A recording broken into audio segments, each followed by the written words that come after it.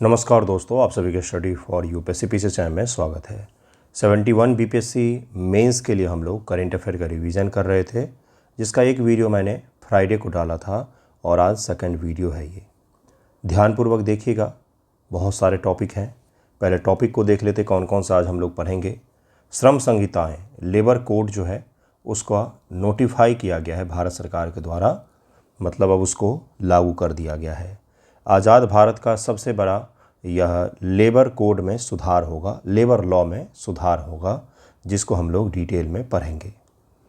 World inequality report आया है, दिसंबर माह का है ये करंट। COP 30 है, बिरसा 101 है। वन हेल्थ दृष्टिकोण, राष्ट्रीय वन हेल्थ मिशन को ज़रा डिटेल में पढ़ेंगे। FTA और CEPA, चूँकि भारत ने ओमान के साथ में, ब्रिटेन के साथ में, EU के साथ में, सभी के साथ में FTA को साइन किया है और CEPA को भी साइन किया है कुछ देशों के साथ में। इसे हम लोग ज़रा डिटेल में समझेंगे क्या होता है, क्या इसके महत्व हैं, क्या चुनौतियां हैं। यह काफ़ी ज़्यादा महत्वपूर्ण होगा।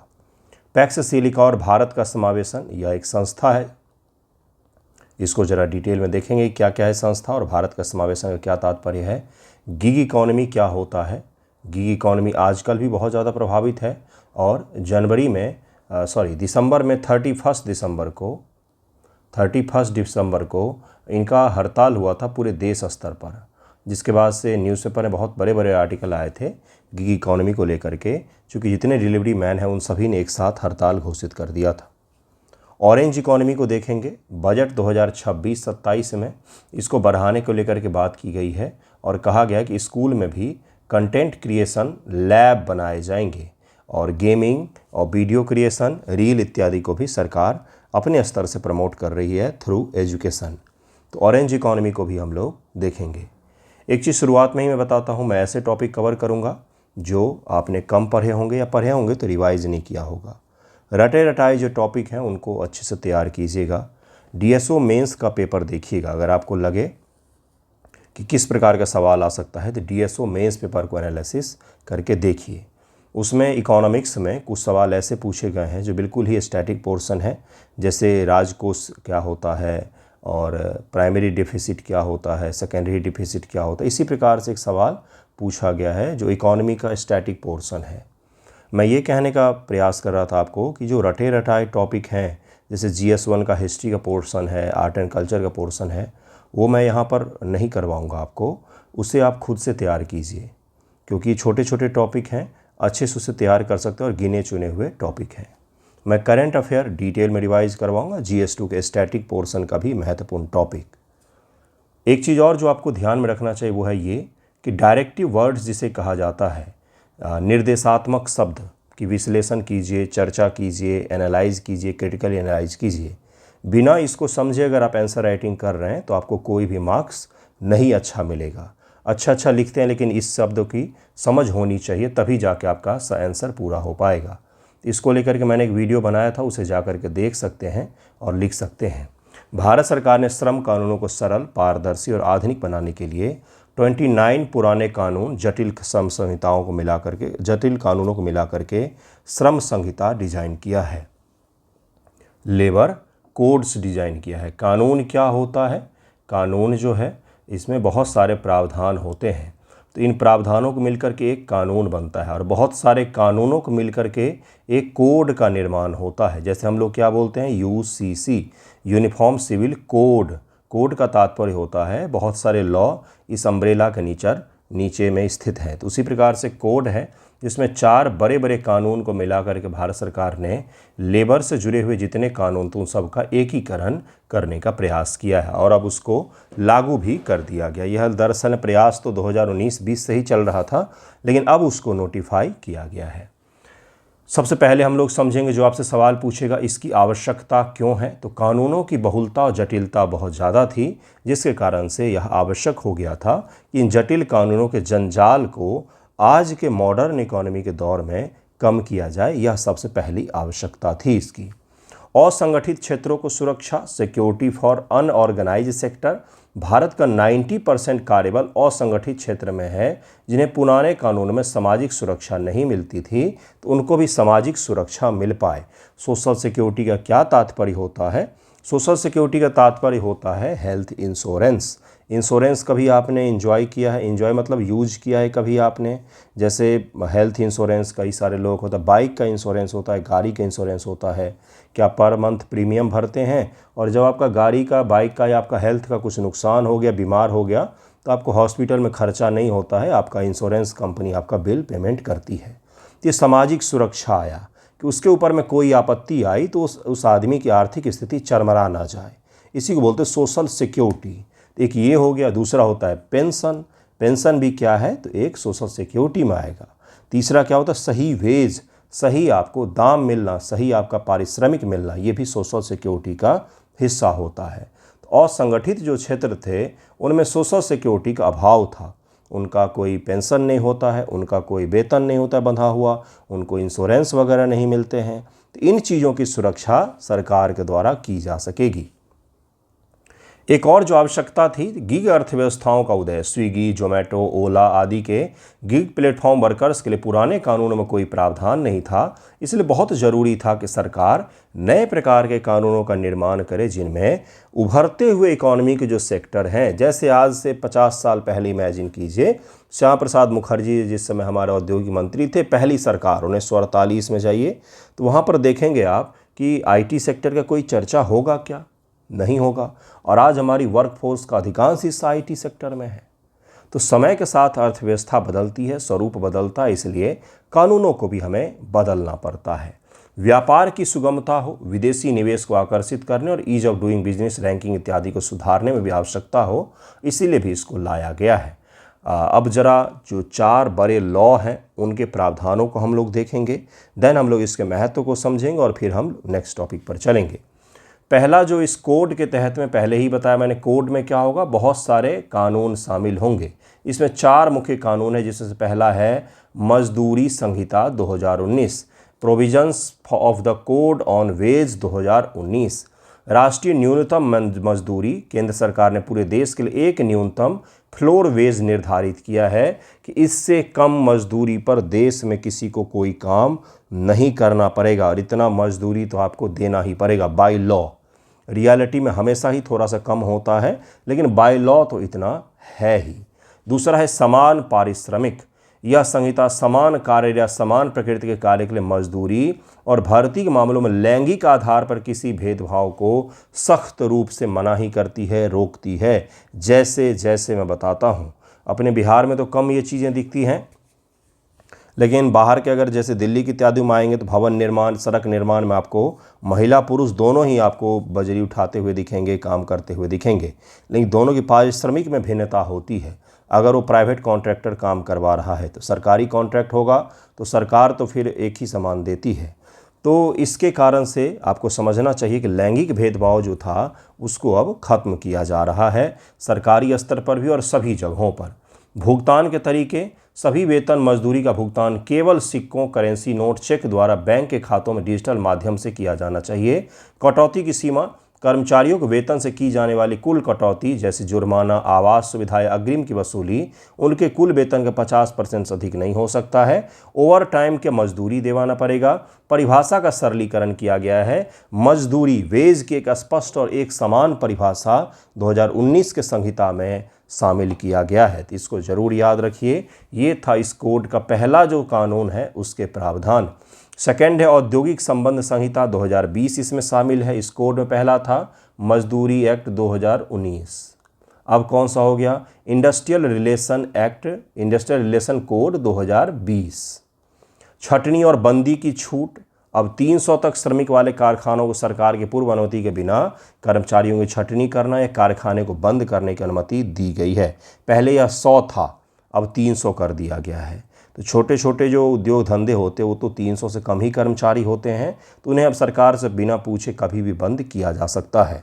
क्रिटिकली एनालाइज अगर दे, क्रिटिकली एनालाइज लेबर कोड, तो आप वहाँ पर इसको लिख सकते हैं कि ये कहीं ना कहीं कमज़ोर करेगा लोगों को, कंपनियों को। छोटे शहर के जो उद्योग हैं उनको तो मजबूत करेगा, लेकिन लोगों के दृष्टिकोण से ये चीज़ सही नहीं है। हड़ताल के लिए अनिवार्य नोटिस देना ही पड़ेगा 14 दिन पहले। एकल वार्ताकार संघ होना चाहिए। यदि किसी कंपनी में एक से अधिक ट्रेड यूनियन है, जिस यूनियन के पास 51% या उससे अधिक श्रमिक हैं, उनके तो उसे प्रबंधन के साथ बातचीत करने का एकमात्र अधिकार होगा। जिस ट्रेड यूनियन के पास 51% से ज़्यादा सदस्य होंगे, बातचीत करने का अधिकार केवल उसे ही होगा। निश्चित अवधि का रोजगार होगा। कंपनियों की निश्चित अवधि के लिए सीधे अनुबंध पर कर्मचारियों काम रखने की अनुमति दी गई है। इन कर्मचारियों को अस्थायी कर्मचारियों के समान सभी वैधानिक लाभ अनुपात आधार पर मिलेंगे, यानी कि कॉन्ट्रैक्चुअल गिग वर्कर्स की बुलाओ, पैसे दो, काम बन गया तो उनको निकाल दो, यानी कि जॉब सिक्योरिटी में कमी आई है। कंपनी को तो मजबूत किया गया है, लेबर के जो राइट्स थे वो यहाँ पर उल्लंघन हो रहा है। अनुबंध का मतलब होता है कॉन्ट्रैक्ट पर। डायरेक्ट कॉन्ट्रैक्ट पर आप मजदूरों को हायर कर सकते हैं, काम लेने के बाद आप उन्हें निकाल सकते हैं। शिकायत निवारण समिति 20 या अधिक श्रमिक वाले प्रत्येक औद्योगिक प्रतिष्ठान में व्यक्तिगत शिकायतों को सुलझाने के लिए एक शिकायत निवारण समिति का गठन अनिवार्य किया गया है। पुनः कौशल कोष, छटनी किए गए श्रमिकों को कौशल विकास के लिए कोष बनाया जाएगा, जिसमें नियोक्ता जिसने जॉब पर रखा था के द्वारा श्रमिक के अंतिम वेतन का 15 दिन के बराबर राशि जो है वो इसके स्किल डेवलपमेंट के लिए योगदान दिया जाएगा। तो ये क्या था, 2020 का जो इंडस्ट्रियल रिलेशन है उसके प्रावधान। अब लेबर कोड में थर्ड जो है वो है सामाजिक सुरक्षा संहिता 2020। सामाजिक सुरक्षा का मतलब सब समझ गए होंगे, सोशल सिक्योरिटी क्या होता है। असंगठित क्षेत्र का विस्तार किया गया। पहली बार gig workers, platform workers, freelancers को, असंगठित अन्य जो क्षेत्र हैं उन सभी को सोशल सिक्योरिटी के दायरे में लाया गया है। वेतन, पेंशन और इंश्योरेंस इत्यादि ये सब मिलना चाहिए। सामाजिक सुरक्षा कोष बनाए गए। इन असंगठित श्रमिकों के लिए एक समर्पित कोष होगा। एग्रीगेटर कंपनी जैसे ओला, जोमेटो को अपने वार्षिक टर्नओवर का 1 से 2% आपको इसमें देना पड़ेगा, और कल को जब ये जाएंगे तो इनको इसी सामाजिक सिक्योरिटी फंड में से पैसा प्रोवाइड करवाया जाएगा। ग्रेच्युटी की सीमा में बदलाव। निश्चित अवधि के कर्मचारियों के लिए ग्रेच्युटी का लाभ पाने के लिए 5 साल की न्यूनतम सेवा शर्तों को हटा करके 1 साल कर दिया गया है। मातृत्व का लाभ मिलेगा। मैटरनिटी बेनिफिट देना पड़ेगा महिलाओं को। महिला कर्मचारियों के लिए 26 सप्ताह का 100 वैतनिक मातृत्व अवकाश और चिकित्सा बोनस का कानूनी प्रावधान सुनिश्चित किया गया है। राष्ट्रीय सामाजिक सुरक्षा बोर्ड बनाया गया है। असंगठित क्षेत्र को सिक्योर करने के लिए अनिवार्य पंजीकरण है। सामाजिक सुरक्षा योजनाओं का लाभ उठाने के श्रमिकों को आधार कार्ड के माध्यम से पंजीकरण करवाना अनिवार्य किया गया है। अब इस कोड का चौथा प्रावधान है, चौथा जो कोड है वो है व्यावसायिक सुरक्षा, स्वास्थ्य और कार्य शर्त का संहिता। ये चौथा है। काम के लचीले आवर दिए गए हैं। इसमें सबसे फ्लेक्सिबल वर्किंग आवर। मानक कार्य दिवस 8 घंटे का होगा। हालांकि सरकार की अनुमति से कंपनी 4 दिन के कार्य सप्ताह में 4 दिन 12-12 घंटे काम और 3 दिन की छुट्टी का विकल्प चुन सकती है। ये इसमें प्रावधान किया गया है। Flexible work hour. महिलाओं के लिए रात्रि की पाली। अब महिलाओं को उनकी सहमति से पूर्ण सुरक्षा व्यवस्था, परिवहन सुविधा सहित आप ट्रांसपोर्ट के लिए आने जाने के लिए कैब मुहैया करवाएं, गाड़ी मुहैया करवाएं। उसके साथ रात्रि को भी काम करने की अनुमति दी गई है। शाम 7 बजे से सुबह 6 बजे के बीच प्रतिष्ठानों में काम करने की अनुमति दी गई है, लेकिन एक यहाँ पर शर्त है कि परिवहन सुविधा सहित आप उनको ले जाना और ले आने का काम आपको करना पड़ेगा उस कंपनी को। वार्षिक छुट्टी। कोई भी कर्मचारी जिसने 1 वर्ष में कम से कम 240 दिन काम किया है वो प्रत्येक 20 दिन के काम के लिए 1 दिन की 100 वैतनिक छुट्टी का हकदार होगा। अगर आपने 20 दिन लगातार काम किया है तो आपको 1 दिन उसके बाद वेतन सहित काम मिलने का अधिकार होगा। इस प्रकार से ये भी एक प्रावधान बनाया गया है। अंतर्राज्यीय प्रवासी श्रमिक। संहिता ऐसे श्रमिकों को स्पष्ट रूप से परिभाषित करती है। नियोक्ताओं को उन्हें वर्ष में कम 1 बार उनके गृह राज्य जाने के लिए यात्रा भत्ता देना पड़ेगा। यह काफ़ी अच्छा प्रावधान बनाया गया है। जैसे बिहार के श्रमिक जगह जगह पर काम करते हैं तो उनको आप अपने घर जाने के लिए 1 बार यात्रा भत्ता यानी कि पेड आप उनको जाने आने का पैसा मुहैया करवाओगे। मुफ्त वार्षिक स्वास्थ्य जांच भी आपको करवाना पड़ेगा। कारखाना और इत्यादि क्षेत्र जो भी मजदूर हैं उन सभी का हेल्थ भी आपको चेक करवाना पड़ेगा। कल्याणकारी सुविधाएं। कार्यस्थल पर कैंटीन, प्राथमिक चिकित्सा, पुरुष महिलाओं के लिए अलग अलग शौचालय इत्यादि भी आपके पास में होना चाहिए, और क्रैच भी आपके पास में होना चाहिए।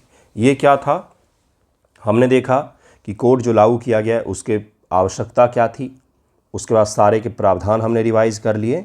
अब जरा हम लोग इसके महत्व को देखेंगे, देन हम लोग नेक्स्ट टॉपिक पर चलेंगे। महत्व क्या है, तो व्यापार सुगमता, विदेशी निवेश को बढ़ाना। सबसे पहला महत्व तो यही है, जिसमें लेबर को हमने कमज़ोर किया है, कंपनियों को मजबूत किया और स्पष्ट कानून होगा तो हमारे पास निवेश ज़्यादा आएगा।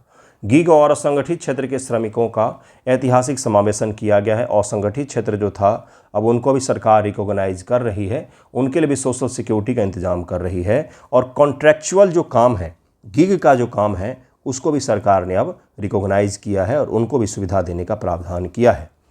महिला सशक्तिकरण और लैंगिक समानता को लागू किया है, रात्रि में भी काम कर सकते हैं और मैटरनिटी का लाभ भी मिलेगा। और उसके साथ में कहा गया कि वेज भी अब सबके बराबर होने चाहिए, मतलब कि पैसा जो मिलता है काम करने का वो भी बराबर होना चाहिए।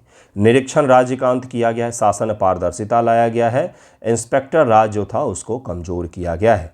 औद्योगिक शांति और त्वरित विवाद समाधान भी इसमें बनाया गया है कि हड़ताल या तालाबंदी से पहले आपको 14 दिन का नोटिस देना होगा, तभी जाके आप हड़ताल पर जा सकते हैं। इससे क्या होगा, काम बाधित नहीं होगा, देश का इकोनॉमिक ग्रोथ जो है वो तेज़ी से बना हुआ रहेगा।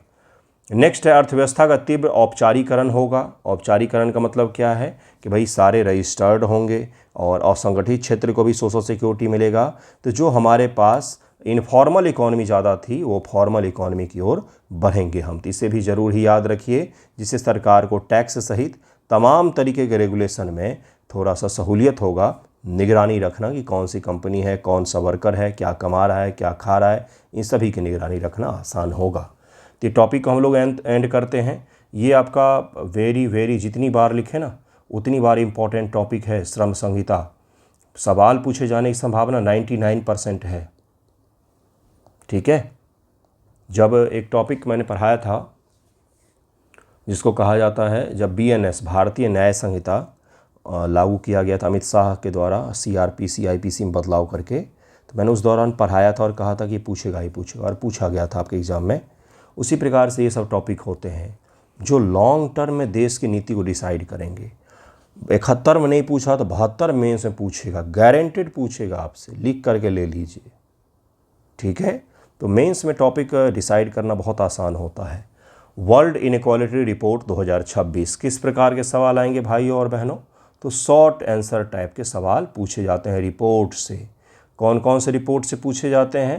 तो इस प्रकार के प्रतिष्ठित रिपोर्ट, इसके अलावा जैसे RBI का कोई रिपोर्ट आता है, इसके अलावा जैसे नीति आयोग का कोई रिपोर्ट आता है, इसके अलावा जैसे भारत सरकार का कोई इंडेक्स या रिपोर्ट आया है, तो उससे जुड़े हुए शॉर्ट आंसर में क्वेश्चंस BPSC पूछ रही है GS 1 पेपर करेंट अफेयर में।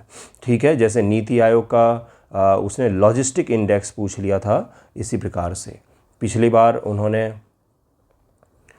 UNO लेबर वाला कौन सा है, एक संगठन है, मैं भूल जाता हूँ नाम, हाँ, तो उस लेबर संगठन के रिपोर्ट से सवाल पूछा गया था।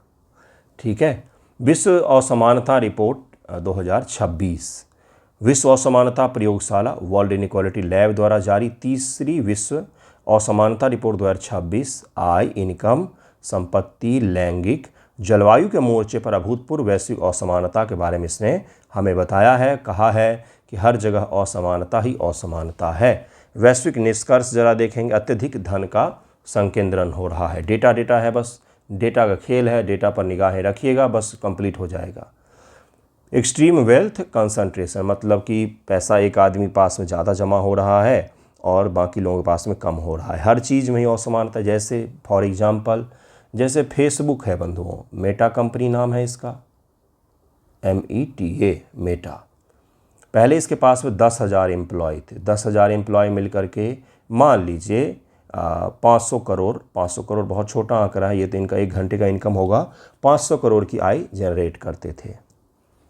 AI आने के बाद इस 10,000 करोड़ को कम कर दीजिए, ये 10,000 को कम करके कर दीजिए आप 1,000, क्योंकि इतना वर्कफोर्स इन्होंने कटौती किया है। और इनका इनकम जो है सोशल मीडिया इंटरनेट बढ़ने के कारण से बढ़ा ही है।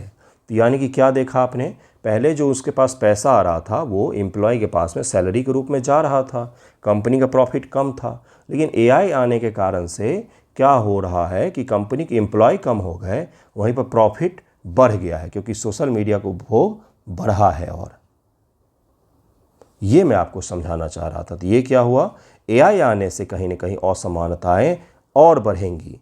जो टेक्नोलॉजी को जानने समझने वाले लोग होंगे वो AI का सदुपयोग करके खूब पैसा बनाएंगे, और जो लोग नहीं समझने वाले होंगे वो तो फिर पीछे रह जाएंगे।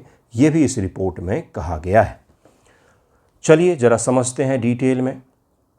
कि क्या क्या मुद्दे हैं इसमें। सुपर रिच का बढ़ता दबदबा, सुपर रिच, रिच नहीं सुपर रिच, दुनिया के सबसे 0.001% लगभग में 60,000 लोग जो पूरी दुनिया में है के पास निचली 50% आबादी की कुल संपत्ति से 3 गुना अधिक संपत्ति है। 1995 में इसका हिस्सा 4% था, जो 25-26 में बढ़ करके 6% हो गया है।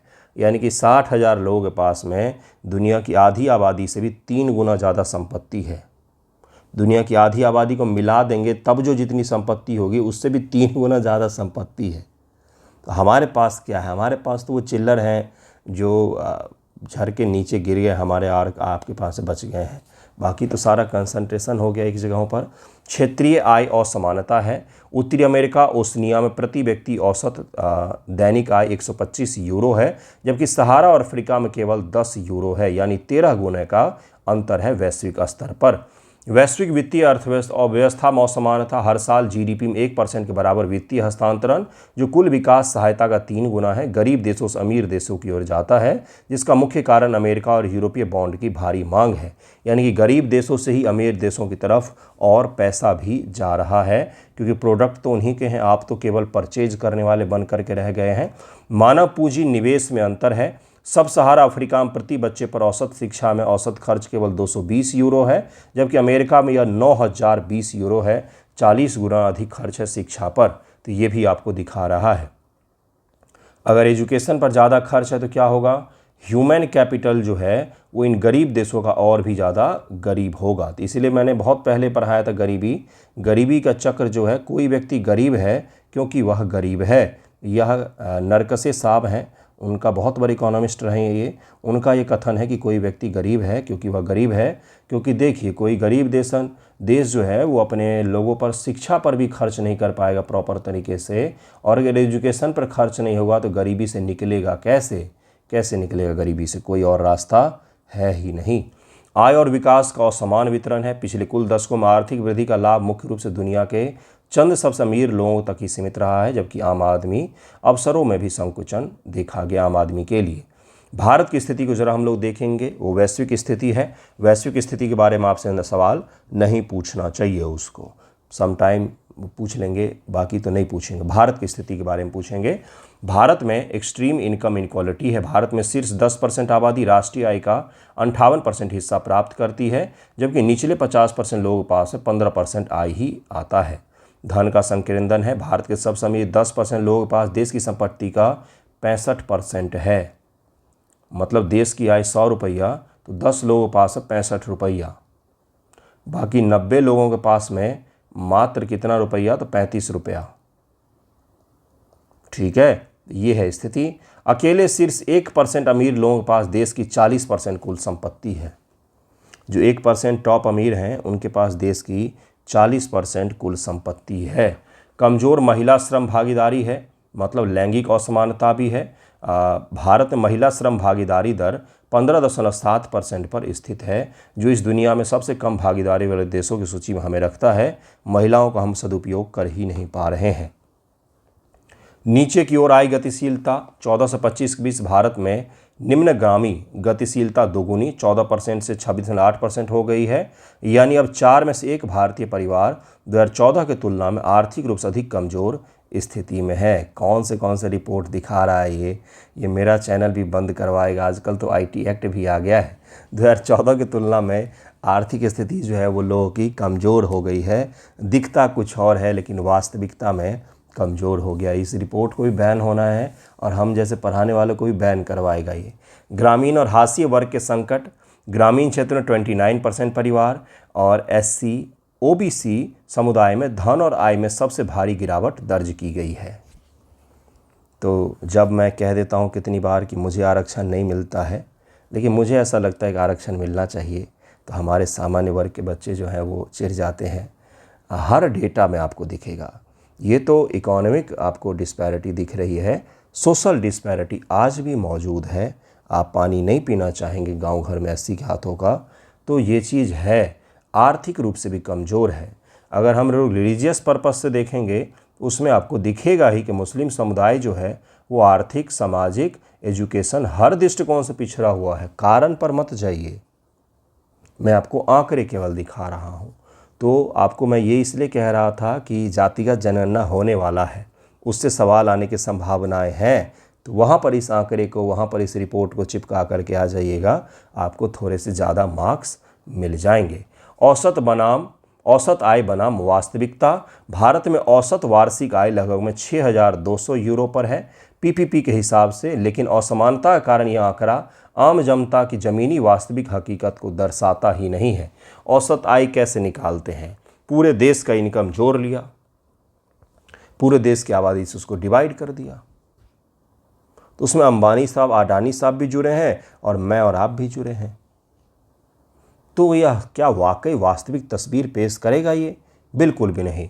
हाँ, दुनिया को हम दिखा देंगे कि देखो भाई, पीपीपी के आधार पर हमारा इतना है, ठीक है। और वैसे अगर देखें तो $3,000 के आसपास में पर कैपिटा के हिसाब से इनकम है। लेकिन क्या वाकई $3,000 है? $3,000 का मतलब आप समझते कितना रुपया हुआ, है ना? तो ये जो है, यह वाकई वास्तविक जो पिक्चर है वो हमें नहीं दिखा रहा है। बहुआयामी असमानता, जलवायु लिंक। जलवायु असमानता का बोझ भी है। दुनिया के सिर्फ 10% सबसे अमीर लोग कुल वैश्विक कार्बन उत्सर्जन का 77% के लिए जिम्मेदार हैं, अर्थात उत्सर्जन वो करते हैं, भुक्तभोगी हम हो रहे हैं। जबकि गरीब आबादी का 50% केवल 3% उत्सर्जन ही करता है। कैसे उत्सर्जन करेगा? ना घर में गाड़ी है, ना एसी है, ना फ्रिज है, चूल्हे पर खाना बनाता है, उसी से उत्सर्जन होता है। बीड़ी पी लिया तो उससे उत्सर्जन हो जाएगा, और कहाँ पर होगा? अकेले 1% भारी जिम्मेदारी है। देखिए, वैश्विक उत्सर्जन दुनिया के केवल 1% अमीर लोगों का योगदान 41% है। और ये हमें बोलेंगे कि दिवाली पर पटाखे मत छोड़ो, ग्रीन दिवाली मनाओ। प्रभाव और संसाधनों में अंतर है। जो लोग सबसे कम उत्सर्जन करते हैं, निम्न आय वाले देश, वे जलवायु आपदाओं से सबसे अधिक प्रभावित होते हैं। गरीब देश जलवायु आपदा से ज़्यादा प्रभावित होते हैं। ये यहाँ पर कहने का प्रयास किया गया है। अवैतनिक श्रम का बोझ है। महिलाएं औसतन प्रति सप्ताह 53 घंटे काम करती हैं, जबकि पुरुष 43 घंटे घरेलू और देखभाल कार्य पर व्यतीत करते हैं, जो अवैतनिक है। व्यापक वेतन असमानता है। अवैतनिक श्रम को छोड़ करके महिलाओं पुरुषों का 61% कमाती हैं, लेकिन अवैतनिक केयर वर्क शामिल करने पर उनकी आय पुरुषों की तुलना में 32% रह जाती है। मतलब कि जो इनकम है वो लैंगिक रूप से भी बहुत ज़्यादा असमानता है। यहाँ पर ये कहने का इनका तात्पर्य था। बाकी तो आंकड़े का खेल है बंधुओं, बाकी लाइन तो वही है बस। विकास में संरचनात्मक बाधाएं हैं। लैंगिक और पर्यावरणीय असमानता दोनों मिलकर के महिलाओं और कमज़ोर वर्गों के लिए ऊर्ध्वगामी आर्थिक गतिशीलता को रोकते हैं। मतलब उनको ऊपर जाने से रोक रहे हैं महिलाओं और कमज़ोर वर्गों के लिए। ये इसमें कहा गया स्ट्रक्चरल बैरियर टू ग्रोथ। क्या क्या कहा गया? Both gender and environmental inequalities, ये दोनों मिलकर के जो कमज़ोर वर्ग हैं उनको ऊपर उठने से कहीं ना कहीं रोक रहा है। जैसे अभी का उदाहरण ले, इस बारिश के कारण से गेहूं का इतना नुकसान हुआ, इतना रबी फसल का नुकसान हुआ है कि क्या ही कहना आपको। ये सारा नुकसान कौन झेलेगा? तो सबसे पहला प्रभाव जो है इनका गरीब किसानों पर पड़ेगा। उन्हीं के ऊपर में सारा का सारा दामोदार था और वही उनके पूरे इनकम निपट जाएगी। तो ये जो है, ये आपको यहाँ पर बताने का प्रयास किया जा रहा है। पर्यावरणीय असमानता के कारण से इतना बड़ा चैलेंज इस बार देखने को मिला है। रिपोर्ट की अनुशंसाएं क्या क्या है, क्या कह रहा है रिपोर्ट की, क्या क्या करें आप सुधार के लिए? तो प्रोग्रेसिव टैक्सेशन। रिपोर्ट अत्यधिक अमीरों पर आपको ज़्यादा कर लगाने का सुझाव दे रहे हैं कि आप अमीर होने का टैक्स लगाइए, भारी भरकम लगाइए, वहाँ से पैसा निकाल करके लोगों में बांटिए। नगद हस्तांतरण और सामाजिक सुरक्षा आपको लाना चाहिए। लोगों को ज़्यादा से ज़्यादा मदद करें। हमारे नेता और हमारे जज महोदय बेशर्मी से फ्री बीज कह देते हैं, जैसे अपने नाना जी के घर से लाए हों। वो फ्री बीज नहीं है, लोगों की मेहनत की कमाई का टैक्स का दिया हुआ पैसा है, जो उनका अधिकार है उनको प्राप्त होना। 10,000 रुपये किसी को खैरात में नहीं मिले बिहार में, वो उनका अधिकार है, वो डिजर्व करते हैं उनको देना। यहाँ पर वही कहा जा रहा है। सार्वभौमिक पेंशन और बेरोजगारी भत्ते भी लागू होना चाहिए। ये जो बच्चे मुखर्जी नगर में रह रहे थे, पटना में रह रहे थे, ये गैस के कारण घर जाना पड़ गया, क्या सरकार की जिम्मेदारी नहीं थी कि इनकी ओर देखें? छोड़ दिया अनाथों जैसे, जिसको जो जहाँ से चाहिए लो। तो ये जो है, यही कहा जा रहा है कि बेरोजगारी भत्ता तो दो इन्हें, कम से कम उनका अधिकार है। वो दूध लेते हैं, उस पर भी टैक्स दे रहे हैं आपको। मानव पूंजी में निवेश ये करने को कहा गया है। लैंगिक समानता को बढ़ाने के लिए कहा गया है। हरित संक्रमण के लिए फंडिंग, मतलब कि ऐसे उद्योग धंधे, ऐसे चीज़ें जिससे पर्यावरण को नुकसान ना हो, उसके फंडिंग के उपयोग की बात भी की गई है। वैश्विक वित्तीय सुधार की भी बात की गई है, ताकि वित्तीय ढांचा ग्लोबल स्तर पर स्ट्रक्चरल रिफॉर्म किए जाएं, जिससे अमीर देशों से गरीब देशों की तरफ आए, न कि गरीब से अमीरों की ओर जाए। तो ये आपका दूसरा टॉपिक था। नेक्स्ट टॉपिक है COP30 के बारे में हम लोग ज़रा डिटेल में समझेंगे। COP30 के बारे में कि क्या है, कहाँ पर हुआ है और क्या क्या इसमें शामिल किया गया, क्या क्या समझौते हुए हैं। कॉप हर वर्ष ही आयोजित होता है, conference of party, short answer में सम टाइम और कभी कभार लॉन्ग में पूछा जा सकता है। कहाँ पर हुआ? ब्राज़ील के बेलेम में आयोजित किया गया। COP30 के प्राथमिक परिणाम, बेलेम पैकेज, इसको ज़रूर याद रखिएगा, बेलेम पैकेज। बेलेम जगह है ब्राज़ील का, वहीं पर किया गया है। इसमें कौन कौन से फैसले ले गए, कौन कौन से सहमतियां बनी, उसको ज़रा हम लोग डिटेल में देखेंगे। ये PDF मैं स्टडी फॉर UPSC पीसीएस जो हमारा टेलीग्राम ऑफिशियल चैनल है उस पर मैं शेयर करता हूँ, वहाँ से आप प्राप्त कर सकते हैं। इसे फ्री में ही शेयर करता हूँ, उसके लिए कोई कॉस्ट वगैरह नहीं है, तो आप वहाँ से इसे ज़रूर ही ले लें। COP30 का सबसे ऐतिहासिक निर्णय 29 सूत्रीय बेलेम पैकेज को अपनाना है। 29 इसमें प्रावधान शामिल है। जलवायु वित्त का नया लक्ष्य तय किया गया है। विकसित देशों ने विकासशील देशों को जलवायु परिवर्तन से लड़ने में मदद करने के लिए वर्ष 2035 तक $1.3 ट्रिलियन का जलवायु वित्त प्रदान करने की प्रतिबद्धता जताई है। Very important for prelim also. तो प्रीलिम में भी यह पूछा जा सकता है। वनों की कटाई पर पूर्ण रोक की बात की गई है। चूँकि यह सम्मेलन ब्राज़ील अमेजन वर्षा वन का घर में आयोजित हुआ। अमेजन के वर्षा वन का घर कौन है? तो भाई ब्राज़ील है, वहीं पर है अमेजन। लेकिन अमेजॉन के ही करीब में यह आयोजित भी किया गया था COP30, जहाँ पर जनजाति लोग घुस आए थे, बोल रहे थे भाई हमारे बिना कैसे COP आयोजित कर रहे हो, हम भी तो हैं। तो ये बड़ा विवाद भी हुआ था, आग वाग भी लग गई थी फिर वहाँ पर, तो बहुत सारे विवाद भी हुए थे COP30 में। इसलिए वनों की कटाई को रोकने, प्राकृतिक आधारित समाधान, नेचर बेस्ड सॉल्यूशंस को बढ़ावा देने और पारिस्थितिक तंत्र की बहाली पर एक कड़ा वैश्विक समझौता भी किया गया है।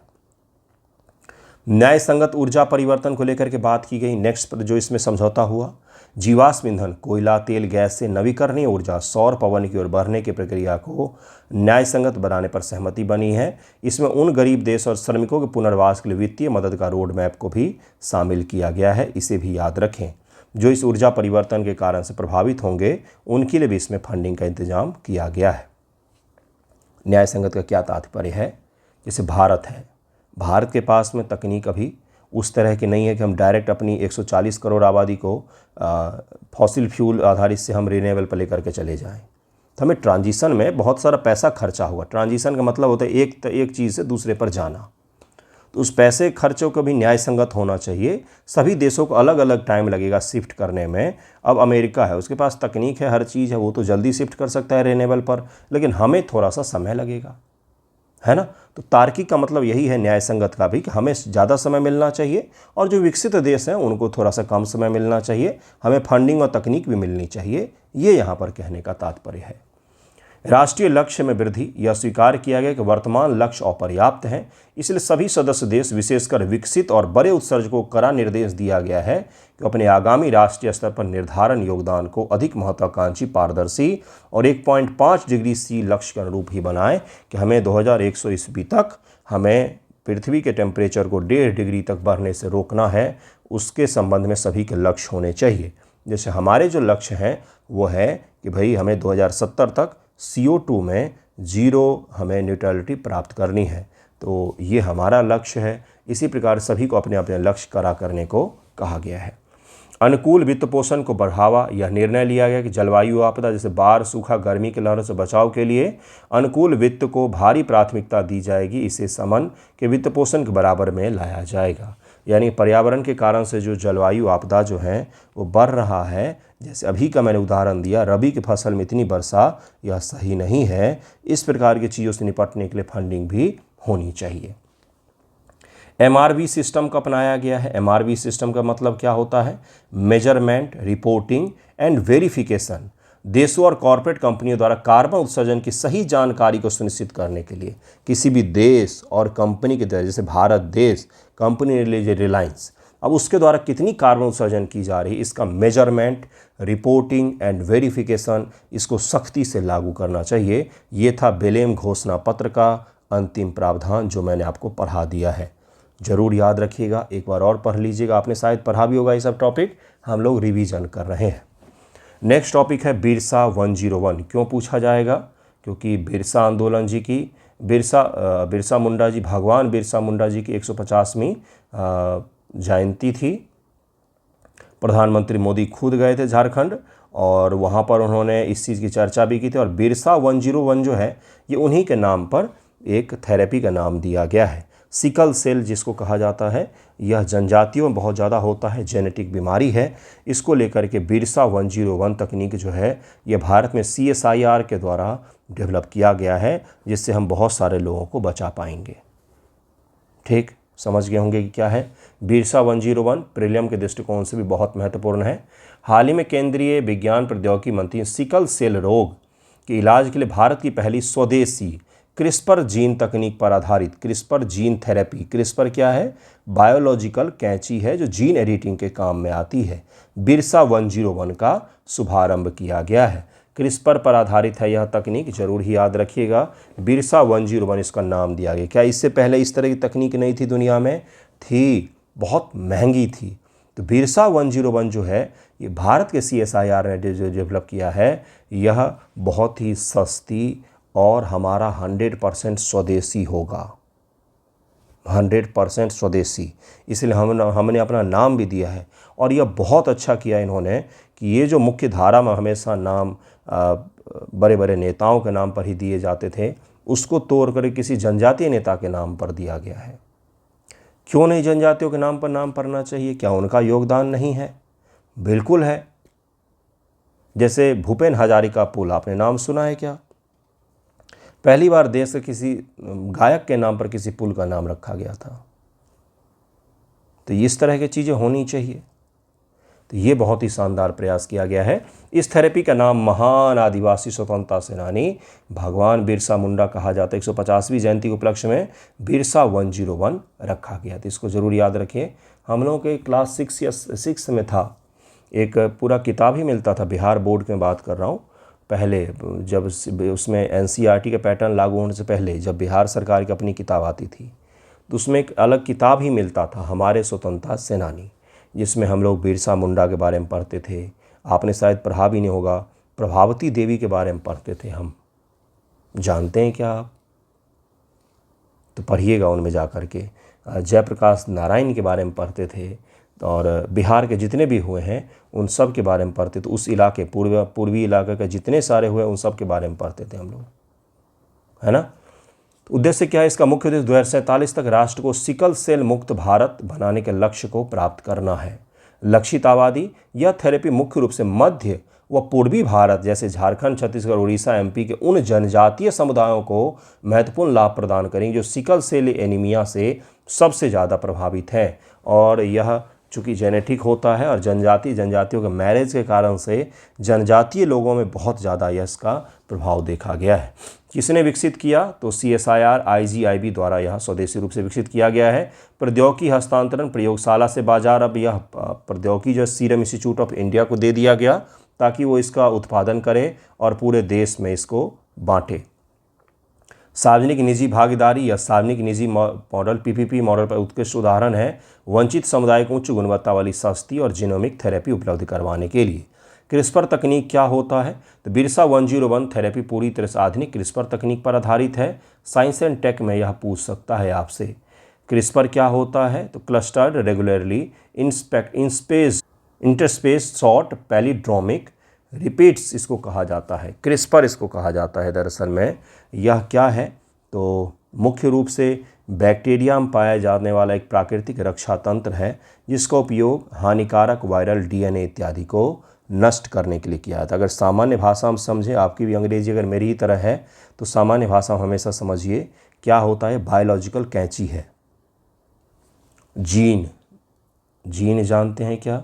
उस जीन के कुछ अंश को काटना है जिससे क्या हो, ये बीमारी जो है यह आगे बढ़े ही ना। ठीक है, तो यही काम करता है कौन? तो क्रिस्पर काम करता है ये। अब यहाँ पर तो वास्तविक कैंची नहीं चलेगी ना, तो क्रिस्पर-cas9 का उपयोग किया था। आधुनिक जीन एडिटिंग में क्रिस्पर-cas9 का उपयोग किया जाता है। एक एंजाइम है जो आणविक कैंची की तरह काम करता है। यह खराब या रोगग्रस्त डीएनए जैसे सिकल सेल का कारण बनने वाले डीएनए को सटीक रूप से काट देता है। तो इसको ज़रूर याद रखिएगा, प्रीलिम के दृष्टिकोण से भी यह महत्वपूर्ण है और इसी का उपयोग करके बिरसा 101 जो है वह बनाया गया। इसी में एक और है कि महत्व क्या है इसका। सबसे पहला महत्व है आत्मनिर्भर भारत बनेगा। दूसरा जो है लागत में भारी कमी आएगी। अमेरिका या यूरोप में जीन थेरेपी के खर्च लगभग में करोड़ रुपए में आता है। बिरसा 101 जो है यह बहुत सस्ता होगा, उसके कंपैरिजन में लोगों तक पहुंचेगा। जनजातीय स्वास्थ्य न्याय होगा। सिकल सेल भारत के आदिवासी समाज के लिए सबसे बड़ा स्वास्थ्य संकट है, उसे हम दूर कर पाएंगे। नेक्स्ट टॉपिक है वन हेल्थ है, लेकिन वन हेल्थ से पहले हम लोग जिस टॉपिक को पढ़ेंगे वो ज़्यादा महत्वपूर्ण है। वन हेल्थ से पहले हम लोग पढ़ेंगे FTA और CEPA क्या है। वन हेल्थ पर हम लोग इसके बाद आएंगे अगर समय बचा तो। FTA फ्री ट्रेड एग्रीमेंट और CEPA comprehensive economic partnership agreement इसे कहा जाता है। क्यों चर्चा में है? ओमान के साथ हमने साइन किया है, ब्रिटेन के साथ हमने किया है और मदर ऑफ ऑल डील जो भारत की यात्रा भी हुई थी 26 जनवरी पर। EU की जो प्रमुख है उन्होंने भारत की यात्रा की और उस दौरान भी हमने EU के साथ में mother of all trade deal को साइन किया। तो इसलिए यह बहुत महत्वपूर्ण हो जाता है कि पहले FTA और CEPA को समझें। कल के वीडियो में हम लोग जितने ट्रेड डील बड़े बड़े साइन हुए हैं उसे कंक्लूड कर लेंगे। दो या दो से अधिक देशों के बीच एक समझौता है। FTA क्या है? जिसका मुख्य उद्देश्य वस्तुओं का आयात निर्यात पर लगने वाली सीमा शुल्क को कम करना। वस्तुओं पर ध्यान केंद्रित रखिएगा, वस्तुओं पर ध्यान केंद्रित रखिएगा। विशेषताएं, वस्तुओं पर ध्यान, नकारात्मक सूची। इसमें संवेदनशील घरेलू क्षेत्र जैसे कृषि को बचाने के लिए नकारात्मक सूची होती है जिन पर सीमा शुल्क कम नहीं किया जाता है। जैसे कि हमने EU के साथ में किया है, तो EU ने हमारे एग्रीकल्चर को निगेटिव लिस्ट में रखा है और हमने उसके एग्रीकल्चर को निगेटिव लिस्ट में रखा है। जैसे हमने न्यूजीलैंड के साथ में साइन किया है तो हमने न्यूजीलैंड की कृषि को निगेटिव लिस्ट में रखा है, उन्होंने हमारे रखा है। यानी कि एग्रीकल्चर को छोड़ करके बात करना है ना, बस वही है। उत्पत्ति के नियम यह सुनिश्चित करने के सख्त नियम होते हैं कि कोई तीसरा देश इस समझौते का अनुचित लाभ न उठाए। जैसे हमने डील साइन किया ओमान के साथ में, अब चीन क्या करे, सारा सामान उठाए अपना ले जाए ओमान और ओमान से हमें भेज रहा है FTA के थ्रू, तो हमारा मार्केट तो पूरा भर जाएगा चीन के सामानों से। तो यानी कि ओरिजिन प्रोडक्ट का क्या है उसी पर FTA लगना चाहिए। ओरिजिन अगर ओमान में है, ओरिजिन अगर भारत में है तो उस पर FTA एप्लीकेबल होगा, नहीं तो नहीं होगा। ठीक है। सेवाओं का भाव, एक्सक्लूजन ऑफ सर्विस इसमें शामिल नहीं होता है। IPR वगैरह, इंटेलेक्चुअल प्रॉपर्टी राइट वगैरह भी शामिल इसमें नहीं होता है। व्यापार बाधाओं को हटाना, इसका लक्ष्य छोटा और टैरिफ जैसी प्रत्यक्ष व्यापार बाधाओं को दूर करना होता है। जैसे भारत और आसियान मुक्त व्यापार समझौता साइन है, एक उदाहरण हो गया आपके पास में। लेकिन CEPA क्या होता है?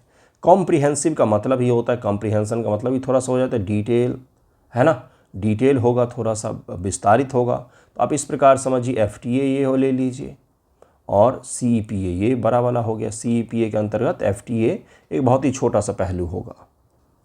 CEPA अगर आपने साइन किया तो उसमें IPR, intellectual property right, services, ये सब कुछ शामिल हो जाते हैं। यह FTA का एक अधिक उन्नत और व्यापक रूप है जिसमें केवल वस्तुएं ही नहीं बल्कि सेवाएं, निवेश, बौद्धिक संपदा और सरकारी खरीद भी शामिल होती है।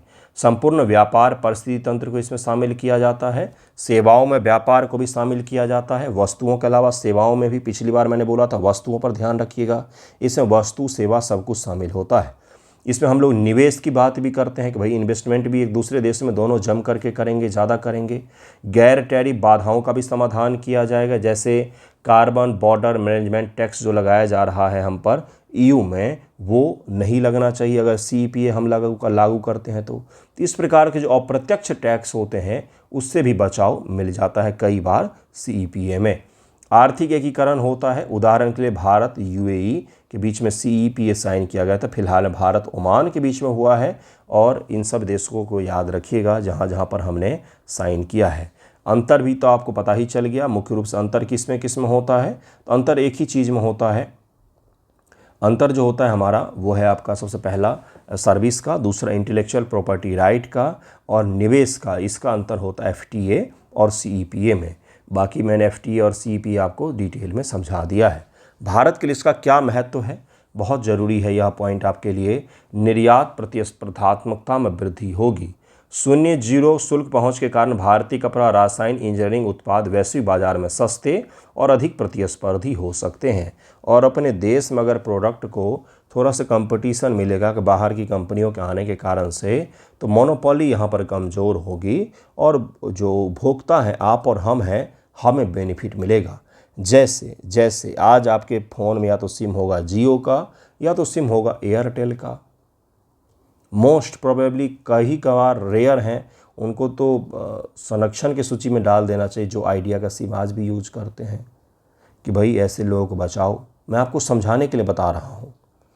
लेकिन आज से 10 साल पहले जाइए, 2015-16 के समय में जाइए, वहाँ पर आपके पास में डोकोमो होता था, रिलायंस स्मार्ट होता था, यूनिनॉर होता था, सबसे सस्ता छपरी लोगों के उस समय फ़ोन होते थे। तो ये सारे जो हैं, ये क्या हैं, ये धीरे धीरे करके मार्केट से आउट हो गए। तो उस समय में रिचार्ज सस्ता होता था क्योंकि आपके पास ऑप्शंस बहुत सारे होते थे प्रतिस्पर्धा के कारण से। लेकिन हमारी सरकार आने के बाद से सारे के सारे प्रतिस्पर्धा ख़त्म कर दिए गए। 2 कंपनी बचाया हुआ, आपको वो बोलेगा कि 400 का रिचार्ज लो, डेटा नहीं यूज़ करते तो भी डेटा लो, बिना डेटा का हम रिचार्ज ही नहीं देंगे, और आपको लेना पड़ता व्यवस्थापूर्वक, है ना। तो ये क्या है, यही मैं आपको समझाना चाह रहा था। अब तो है कि रिचार्ज नहीं करोगे तो फ़ोन का इनकमिंग भी बंद कर देते हैं। पहले ऐसा नहीं था, पहले रिचार्ज करो ना करो सारे इनकमिंग चालू रहते थे। तो यही चीज़ यहाँ पर हमें मिलेगा। अगर निर्यात प्रतिस्पर्धात्मकता बढ़ेगी, देश के अंदर भी कंपटीशन बढ़ेगा, जिससे क्या होगा, हमारे यहाँ पर भी लोगों को ज़्यादा से ज़्यादा विकल्प मिल सकते हैं। मेक इन इंडिया को गति मिलेगी। सेवा क्षेत्र रोजगार का अवसर जो है यह भी बूस्ट हो सकता है। चीन पर निर्भरता कम हो जाएगी। MSME का वैश्विक एकीकरण होगा। हमारे MSME जो है ग्लोबल वैल्यू चेन के हिस्सा बनेंगे और अपना सामान बाहर भी एक्सपोर्ट कर पाएंगे। भू राजनीतिक शक्ति में भी बढ़त होगी। इससे क्या क्या चुनौतियां उत्पन्न होती हैं, तो व्यापार घाटा बढ़ जाता है कभी कभार। जैसे हमने देखा है कि हमने जिस के साथ हमने साइन किया है, हमारा ट्रेड डेफिसिट कहीं ना कहीं बढ़ गया है। तो ऐसा नहीं होना चाहिए, इससे हमारा नुकसान ही होगा। FTA करने गए थे और नुकसान लेकर के आ गए, ऐसा नहीं होना चाहिए। सख्त गैर टैरिफ बाधाएं होती हैं। यूरोपीय देश टैरिफ तो कम कर देते हैं, लेकिन सख्त स्वच्छता, गुणवत्ता इत्यादि के कारण से हमारे सामान को रोक देते हैं कि आपका सामान सही नहीं है, ख़राब है, आपने पेस्टिसाइड बहुत यूज़ किए हैं, आपके पशु बीमार थे, आप उनका मांस काट करके ले आए, इत्यादि इत्यादि इत्यादि। मैं आपको बता रहा हूँ कि इस तरह की तमाम प्रकार की बाधाएं जो हैं वो बनी हुई रहती हैं। घरेलू उद्योगों, किसानों को खतरा उत्पन्न हो सकता है। उत्पत्ति के नियम का दुरुपयोग भी किया जा सकता है और भारत में सामान को डंप किया जा सकता है। सख्त बौद्धिक संपदा के मांग होती है। विकसित देश डेटा विशिष्टता जैसे सख्त पेटेंट नियमों की मांग करते हैं, जिससे भारत का सस्ता जेनेरिक दवा उद्योग जो है वह कई बार खतरे में पड़ जाता है। कार्बन बॉर्डर टैक्स का खतरा जो है, यूरोपीय संघ का कार्बन बॉर्डर एडजस्टमेंट मैकेनिज्म इस्पात जैसे कार्बन सघन भारतीय निर्यातों पर भारी कर लगा सकते हैं 2026 से। तो ये भी एक चैलेंज हो सकता है। 48 मिनट के वीडियो हो गए हैं। PACS silica, orange economy, gig economy और वन हेल्थ, इसको हम लोग नेक्स्ट वीडियो में कर लेंगे। बाकी आज के लिए नमस्कार। आप सभी का बहुत बहुत धन्यवाद।